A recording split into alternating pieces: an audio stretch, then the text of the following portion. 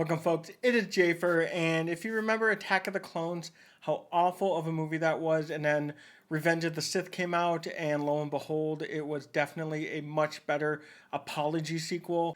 That's what I'm thinking this is right here, the SteelSeries Prime Wireless. Let's go ahead and find out why I think this is an apology letter to fans out there, and why this is definitely a must-have mouse. Coming in at $129.99 USD, the SteelSeries Prime Wireless comes with a flexible charging cable, which is a USB-C, you have a USB dongle, as well as a 2.4 USB receiver. It's a right-handed ergo mouse that honestly harkens back to the old days of SteelSeries, and I am all for it, folks. Gone is the fancy, excessive RGB, the overly designed cuts and line work of the body. From the outside, it honestly looks like a really boring looking mouse with no frills or anything to really catch your eye, but it is definitely packed full of high-end specs and details. Measuring in at 125 by 59 by 42, I would definitely consider this what would amount to be an offspring of the G Pro Wireless and the Zowie EC1. So it's got this like contoured side right here where your thumb's gonna rest. It's not an actual thumb rest, but it feels extremely comfortable, and the side buttons are definitely an improvement over the Rival 3 Wireless or the Air X3 Wireless. They're not as sharp with that angular cut right down the center, although I will say I do wish these buttons were a little bit bigger, but they give you ample room right in that contour side there to rest your thumb without bumping into the buttons. On the right hand side, the slope drops pretty drastically, almost bending to the side and top with one swooping curve. It's really comfortable on my ring and pinky finger, as there is no sidewall to it at all. And in most cases, when there is a sidewall, that's forcing my position one way or the other, and that's not going to be the case with the Prime Wireless. Mouse 1 and 2 have finger grooves, but nothing extreme like seen just previously on the Xtrfy MZ1. The hump is in the middle and kind of shifted to the left a little bit with a nice safe back end, allowing you to use claw, fingertip, or a palm grip. And it's really comfortable in my stance of like a relaxed claw with the hand size of 19 by 10. The shape and size makes up its 80-gram weight. The mouse does feel rather front heavy to me, and maybe that's due to SteelSeries Prestige OM switches. These are magnetic switches rated at 100 million clicks. These are actually not anything new, as much as SteelSeries marketing claims it to be. It's been around for a few years, and you can actually pick up a mouse right now on Amazon as cheap as $35 with similar switches, but the same mechanic. Either way though, the switches of this type are not only more durable than traditional switches, but also more durable than optical switches. The use of a much larger and thicker spring helps prevent any likelihood of any failure. It's not without its faults though, since I believe that there are more components involved. That's what's contributing to the overall added weight to this mouse.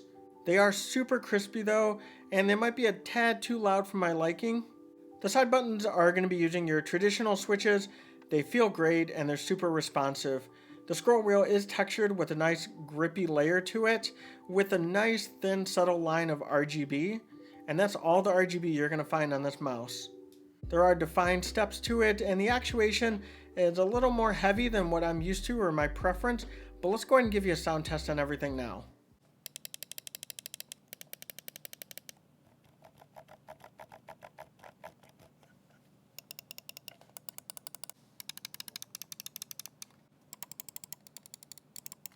The Prime Wireless is built like a brick. There's no flexing, no creaking, nothing like that at all. So huge props to SteelSeries for creating another super durable mouse. There is going to be minimal play on mouse 1 and 2, but honestly, I consider that an acceptable tolerance, and there's no issues involved with it. The surface is fantastic and extremely comfortable. It's this textured matte coating that really prevents an excessive buildup of fingerprints, and it keeps my palms from sweating. Underneath are big improvements here, as SteelSeries listened after the Air X3 fiasco. The feet on the Prime Wireless are 100% virgin grade PTFE. While they're not tapered, the edges are rounded and it glides exceptionally well, and they're not too thin either. I didn't notice any drag or scratching from the body hitting any surface that I played with. Your DPI button and power slider is going to be cozied up right next to that TrueMove Air sensor, which is going to be a proprietary sensor in partnership with PixArt. It's a sensor that's built with battery life in mind, so it's definitely ideal for wireless mice With their Quantum 2.0 wireless, you're going to get right around 100 hours of playtime. There is no battery indicator anywhere except for when the RGB changes on your scroll wheel. Fortunately, this does rock a USB-C connection, and with that connection, you are granted the ability to charge this within 15 minutes and get 40 additional hours of battery life. The sensor though, I never had any issues with surface reading, tracking, or stuttering with that TrueMove Air. Frankly, I've always enjoyed SteelSeries and PixArt and what they've done together, and that continues here. The one thing I will say though, if you're a crazy weirdo, the sensor is going to be located, I would say the lower center part of the mouse is not going to be completely centered, but I don't personally have any noticeable impact when I'm playing any game if the sensor is directly centered or centered frontward or centered backward. Now when you plug in your mouse, don't make the same mistake I did and you just load up your SteelSeries engine, as this is what I believe the first product that actually requires their latest software, the SteelSeries GG. Once you do though, you'll be able to adjust the DPI, the battery life saving options, polling rate, angle snapping, and that one RGB zone. Sadly though, SteelSeries has not given us the option to adjust the liftoff distance.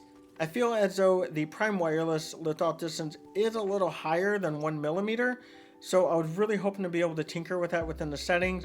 So hopefully that's something we can see later on down the road that SteelSeries will update. So while just moments ago, I would say a week and a half ago or two, I really just kind of crapped all over the Rival 5. I did not like it at all. It just seemed like a very cheap mouse that SteelSeries is kind of peddling out, and they've really kind of redeemed themselves with the Prime. And oddly enough, they've been sitting on this for a while, because I remember seeing leaks of this almost a year ago. So I definitely do think that SteelSeries does have a winner with the Prime Wireless. Now keep in mind, I never did use the other wired versions of these. Now they're going to have the same shape, but they are going to be a little bit different as far as the actual sensor being used and of course the weight.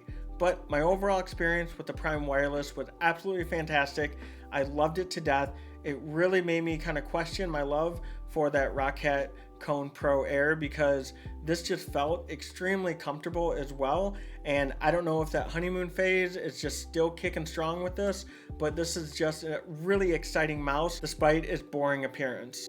That does it for me though. I am Jafer. I do appreciate you watching the video. If you did like it, please throw a like, and of course hit that subscription button. That would mean a ton to me. And of course, if you want to help the channel even further, you can definitely purchase your own Prime Wireless with an affiliate link that I will leave below in the description. And let me know in the comments if you think SteelSeries has redeemed themselves, or they still have a while to go before they start getting your money. Until next time, stay safe.